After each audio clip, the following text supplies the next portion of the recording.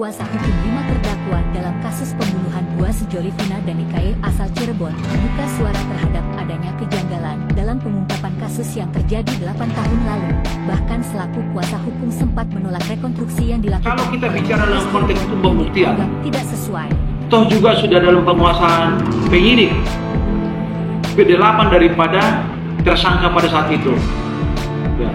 Tidak sulit rasanya buat kepolisian untuk menguji secara laboratorium lanjutan, karena di dalam hasil kedokteran forensik secara terang benderang agar dilakukan tes DNA terhadap sperma tersebut mungkin bisa dikaitkan dengan para pelaku yang saat itu sudah dalam penahanan oleh pihak kepolisian, tapi tidak dilakukan. Artinya beberapa kejanggalan. Kejanggalan pertama, klien kami berada di satu titik dan berpindah ke titik lain, sementara TKP-nya di tempat lain yang jaraknya juga cukup jauh. Yang berikutnya, klien kami juga tidak kenal dengan DPO, yang 3 orang menjadi hanya viral dan ada berkas perkara. Ya, termasuk juga tidak kenal dengan Ripaldi Aditya Wardana yang diproses oleh Polsek, ya, terkait dengan membawa senjata tajam. Juga kejanggalan berikutnya adalah tidak dilakukan pembukaan terhadap CCTV dan juga tidak dilakukan pemeriksaan lanjutan terhadap tes DNA apakah itu sperma siapa.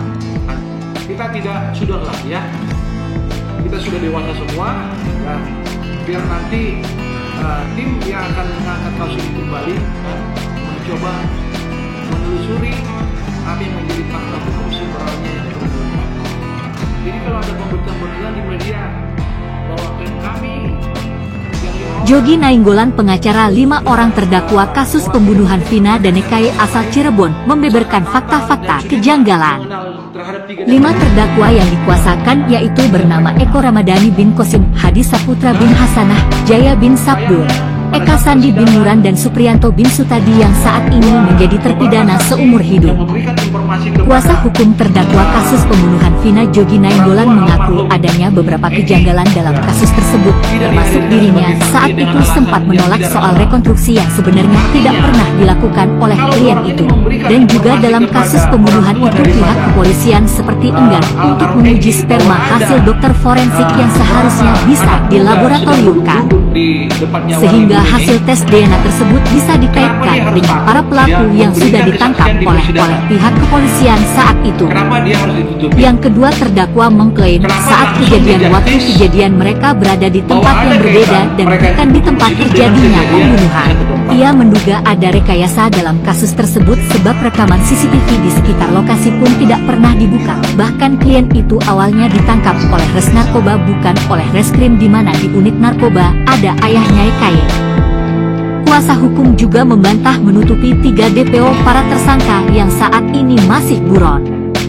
Sementara itu diketahui kasus pembunuhan Buah Sejoli Vina dan Nikaye di Cirebon tahun 2016 kembali viral di media sosial sebab terdapat film Indonesia yang mengangkat kasus tersebut dan permasalahan 3 pelaku lainnya, Andi, Dani dan Pegi alias Perong, yang belum ditangkap hingga saat ini. Untuk kembali mengungkap dan menangkap pelaku yang masih buron di Treskrimum Polda Jabar saat ini tengah mendalami keterangan keluarga korban, termasuk akan memeriksa kembali para terdakwa.